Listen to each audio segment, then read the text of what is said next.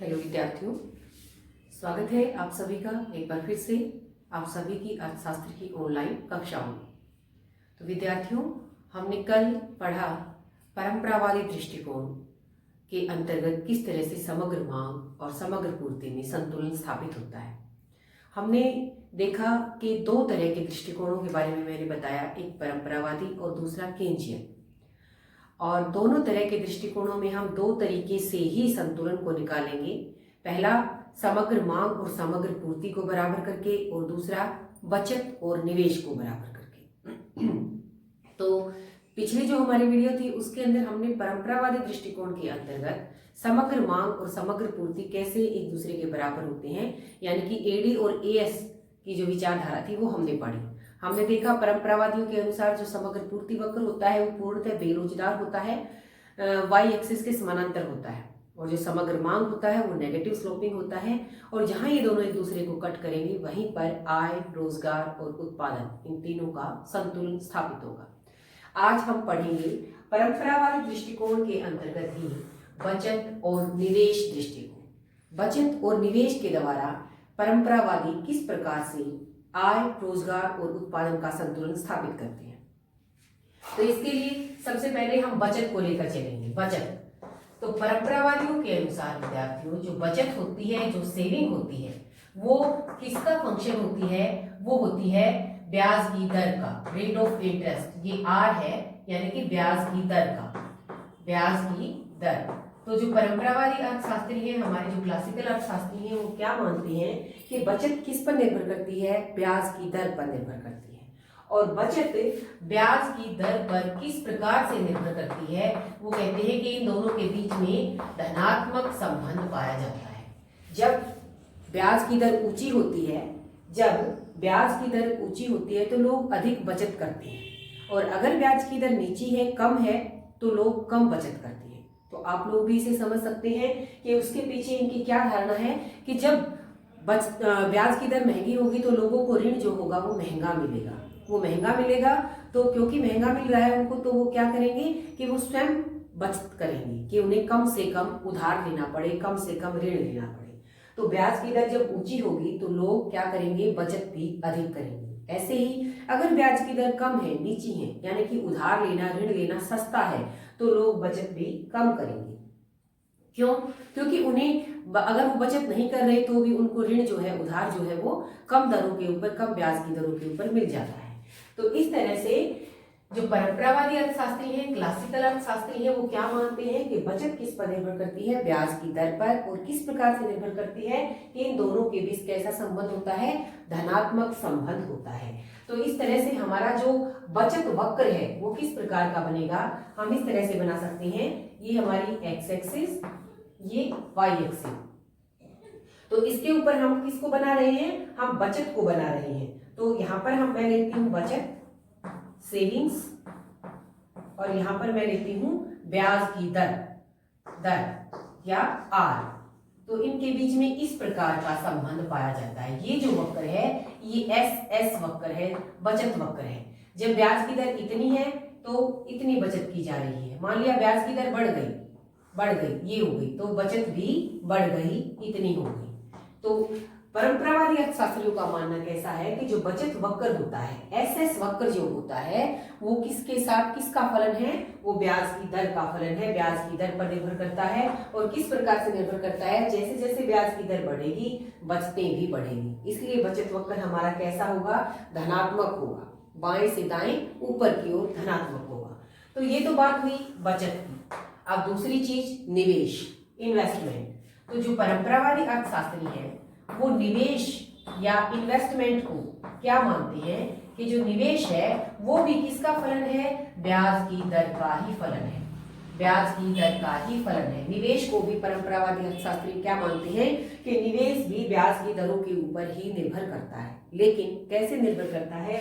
उनका मानना है कि जो निवेश है वो ब्याज की दर के साथ नेगेटिवली, ऋणात्मक तरीके से संबंधित है, ऋणात्मक फलन है। कैसे? उनका मानना है कि जब ब्याज की दरें ऊंची होंगी, ब्याज की दरें ऊंची होंगी यानी कि लोगों के लिए ऋण लेना महंगा होगा, तो उस समय लोग कम इन्वेस्ट करेंगे। कम इन्वेस्ट करेंगे, क्योंकि अगर हो सकता है ब्याज की दरें बहुत ऊंची हैं तो लागतें ऊंची आएंगी, और जो निवेश जहां पर वो कर रहे हैं वहां पर क्या पता उन्हें नुकसान हो जाए, फायदा हो, या फिर जो भी है कि उनको अगर ब्याज की दरें अगर ब्याज रुपया अगर उनको महंगा मिल रहा है तो वो निवेश करने के लिए, इन्वेस्टमेंट करने के लिए कम उत्साहित होंगे। ऐसे ही जब ब्याज की दरें अगर नीची हैं, कम है, तो लोग निवेश करने के, क्योंकि अब उन लोगों को सस्ता लोन मिल रहा है, सस्ता ऋण मिल रहा है, तो वे पैसा अधिक लगाने के लिए, अधिक इन्वेस्टमेंट करने के लिए उत्साहित होंगे। तो इस तरह से परंपरावादी अर्थशास्त्रियों का मानना क्या है कि जो इन्वेस्टमेंट है, जो निवेश है, वो ब्याज की दर का ही फलन है, लेकिन किस प्रकार का फलन है? नेगेटिव फलन है, यानी कि इन दोनों के बीच में कैसा संबंध है? ऋणात्मक संबंध है परंपरावादियों के अनुसार। तो विद्यार्थियों, आपको देखना है कि परंपरावादी अर्थशास्त्री बचत और ब्याज की दर के बीच में धनात्मक संबंध मानते हैं, यानी कि बचत वक्र हमारा धनात्मक स्लोपिंग होगा, और निवेश और ब्याज की दर के बीच में नेगेटिव रिलेशन मानते हैं, यानी कि हमारा जो निवेश वक्र होगा वो किस तरह से बनेगा? ये एक्स एक्सिस, ये वाई एक्सिस। यहाँ पर हम निवेश को लेंगे, इन्वेस्टमेंट को लेंगे, और यहाँ पर किसको लेंगे? हम ब्याज की दरों को, ब्याज की दर आर को लेंगे। तो ये जो निवेश वक्र है ये हमारा इस प्रकार का होगा, ये आई इन्वेस्टमेंट वक्र है। ब्याज की दर मान लिया इतनी है, ये हमारी रेट ऑफ इंटरेस्ट है, तो इन्वेस्टमेंट ये है आई। ब्याज की दरें घट गई, ये हो गई, तो निवेश क्या हो जाएगा? बढ़ जाएगा, I1। तो इस तरह से क्या दिखा रहा है ये कि जब निवेश की दरें ऊंची होती हैं तो क्या होगा? ब्याज की दर, निवेश कम करेंगे लोग, लेकिन जैसे ही ब्याज की दरें घटेंगी तो लोग निवेश अधिक करेंगे, यानी कि दोनों के बीच में संबंध कैसा है? ऋणात्मक। इसलिए हमारा जो इन्वेस्टमेंट वक्र है वो बाएं से दाएं नीचे की ओर, यानी कि नेगेटिव स्लोपिंग बनेगा। तो परंपरावादी अर्थशास्त्रियों के अनुसार बचत ब्याज की दर का ही फंक्शन है लेकिन धनात्मक है, और निवेश ब्याज की दर का ही फंक्शन है लेकिन धनात्मक है। और संतुलन कहाँ होगा? हम सभी ने पढ़ा, संतुलन कहाँ होगा? जहां सेविंग्स किसके इक्वल होंगी? इन्वेस्टमेंट के इक्वल। जो हमारा बचत निवेश जो दृष्टिकोण है, जो सेविंग और इन्वेस्टमेंट की अप्रोच है, वो क्या कहती है कि संतुलन कहाँ पर होगा? आय, रोजगार और उत्पादन का वहां पर होगा जहां बचतें निवेश के बराबर हो। और बचतें निवेश के बराबर कैसे होंगी? तो हम क्या करते हैं? हम इस संतुलन को बना कर देखते हैं। हम यहाँ पर इकट्ठा बनाते हैं चित्र। ये हमने लिया एक्स एक्सिस, ये वाई एक्सिस, ये हमारा क्या हो गया? इन्वेस्टमेंट वक्र, आई। अभी मैंने बताया ये इन्वेस्टमेंट वक्र, और बचत वक्र हमारा इस प्रकार का है, तो ये हम बचत वक्र बना देते हैं एस। संतुलन यहाँ पर होगा। संतुलन कहाँ पर होगा? यहाँ पर हम आय को, क्योंकि तीनों चीजें है ना, आय, रोजगार और उत्पादन, ये सारी चीजें हम यहाँ पर ले सकते हैं, और यहाँ पर क्या है? हमारी ब्याज की दरें। तो ये बिंदु जो है जहां पर S बराबर I है, सेविंग्स जो है वो इन्वेस्टमेंट के बराबर है, तो ये जो बिंदु है ये इक्विलिब्रियम बिंदु है, और ये जो ब्याज की दरें हैं ये संतुलित ब्याज की दरें हैं, और ये संतुलित आय, संतुलित रोजगार और संतुलित उत्पादन है। अब परंपरावादी क्या कहते हैं कि अगर मान लिया स्थिति ये है, ये वाली, तो इस स्थिति के अंदर क्या है कि इन्वेस्टमेंट हमारा इतना है और ब्याज की दरें हमारी अधिक हैं। तो परंपरावादी अर्थशास्त्रियों का क्या मानना है कि अगर ब्याज की दरें इस संतुलित बिंदु से ऊपर यहाँ पर निर्धारित हो जाती है तो इस स्थिति में क्या होगा? क्योंकि यहाँ पर बचत हमारी अधिक है और निवेश लोग क्या कर रहे हैं? कम कर रहे हैं।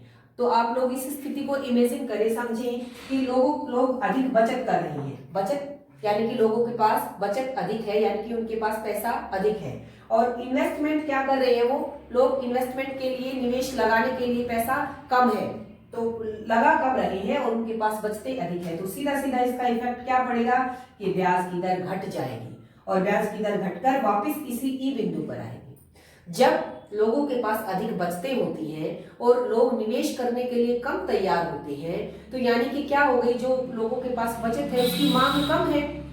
जब उसकी मांग कम होगी तो उसकी जो कीमत है यानी कि ब्याज की दर वो क्या होगी? घटेगी। तो ब्याज की दर घटकर वापस कहां पर आ जाएगी? ई बिंदु पर। तो ये स्थिति थोड़ी सी समझने की है कि भाई लोगों के पास पैसा अधिक है, बचत अधिक है, और लोग उधार पर मांग कम रहे हैं या उसकी मांग कम है, तो सीधे सीधे ब्याज की दरें क्या हो जाएगी? कम हो जाएगी। जब किसी भी वस्तु की मांग कम होती है तो उसकी कीमत गिर जाती है, ठीक वैसे ही यहाँ पर जो बचतों की मांग है वो क्या है, निवेश के लिए पैसा लगाना, और निवेश के लिए पैसा लोग कम लगा रहे हैं, इट मीन्स उनकी मांग कम है, तो उसकी कीमत गिर जाएगी, यानी कि ब्याज की दरें घट जाएगी और इसी बिंदु पर आ जाएंगी। ठीक ऐसे ही अगर स्थिति ये वाली है, ये वाली स्थिति, तो इस स्थिति के ऊपर बचत हमारी इतनी है, सेविंग वक्र हमारा ये है, तो बचत हमारी इतनी है और निवेश हमारे इतने हैं। तो क्योंकि बचतें कम है और लोगों के पास, लोग इन्वेस्टमेंट अधिक करना चाहते हैं, तो एक तरह से क्या हो गया कि पूर्ति कम है, जो बचत है, जो ऋण है, जो लोन है, उसकी पूर्ति कम है और उसकी मांग बहुत अधिक है। तो जब क्योंकि इनकी पूर्ति कम है और लोग उसको अधिक मांग रहे हैं, तो क्या होगा, वस्तु की कीमतें बढ़ेंगी। तो ठीक ऐसे ही जो ब्याज की दर है वो भी बढ़ेगी और वापस इसी बिंदु पर आ जाएगी। तो संतुलन कहाँ होगा, संतुलन वहीं पर होगा जहां S और I, बचत और निवेश दोनों एक दूसरे के बराबर होंगी। अगर स्थिति ऊपर की है तो वो नीचे आएगी, ब्याज की दरें घटेंगी, और अगर स्थिति नीचे की है तो ब्याज की दरें बढ़ेंगी, वो ऊपर जाएंगी। तो विद्यार्थियों, ये परंपरावादी अर्थशास्त्रियों का, क्लासिकल जो हमारे अर्थशास्त्री हैं, उनका बचत और निवेश दृष्टिकोण है, बचत और निवेश की विचारधारा है। परंपरावादी क्या मानते हैं कि जो बचतें होती हैं, जो सेविंग्स होती हैं, वो ब्याज की दरों के ऊपर निर्भर करती है और पॉजिटिवली निर्भर करती है। जैसे जैसे ब्याज की दरें बढ़ेंगी वैसे वैसे वो लोग बचते भी अधिक करेंगे, जैसे जैसे घटेंगे तो लोग बचते भी कम करेंगे। और निवेश भी ब्याज की दर पर निर्भर करता है, लेकिन वो नेगेटिवली है, क्योंकि ब्याज की दरें अगर बढ़ेंगी तो लोग कम निवेश करेंगे, ब्याज की दर घटेगी तो लोग अधिक निवेश करेंगे। तो इस हिसाब से हमारा एसएस वक्र इस तरह का पॉजिटिव बनेगा और हमारा जो इन्वेस्टमेंट वक्र है वो हमारा नेगेटिव बनेगा। और फिर संतुलन कहाँ होगा, संतुलन वहां होगा जहां ये दोनों बराबर होंगी। तो इसे बराबर करने के लिए हम इकट्ठे यहाँ पर चित्र बनाते हैं। ये हमारा एसएस कर्व है, सेविंग वक्र है, और ये हमारा इन्वेस्टमेंट वक्र है। ये दोनों यहाँ पर ई बिंदु पर काट रहे हैं, तो ये संतुलित आय, संतुलित रोजगार और संतुलित उत्पादन होगा, और ये हमारी संतुलित ब्याज की दरें होंगी। स्थिति अगर ऊपर की है, बचतें अगर अधिक है, निवेश अगर कम है, तो ब्याज की दरें घटेंगी और वापस इसी बिंदु पर आएगी। स्थिति अगर ये वाली है, निवेश लोग अधिक करना चाहते हैं और बचत कम है, तो ब्याज की दरें बढ़ेंगी और वापस ई बिंदु पर हम पहुंचेंगे। तो मेरे ख्याल से आप सभी को समझ में आ गया होगा कि जो हमारे परंपरावादी अर्थशास्त्री है, क्लासिकल्स जो अर्थशास्त्री है, वो बचत और निवेश में समानता करके किस प्रकार से आय, रोजगार और उत्पादन के संतुलन को निर्धारित करते हैं। तो आज के लिए इस कक्षा के लिए इतना ही। जो अगली कक्षा हमारी होगी वहां पर हम केंजियन जो विचारधारा है उसके बारे में पढ़ेंगे। इस कक्षा में हमने जो परंपरावादी जो हमारी विचारधारा थी उसके अंतर्गत हमने दोनों विचार पढ़े कि वो बचत और निवेश में संतुलन करके कैसे संतुलन स्थापित करेंगे और समग्र मांग और समग्र पूर्ति को बराबर करके कैसे संतुलन करेंगे। आज के लिए इतना ही। आप सभी का धन्यवाद।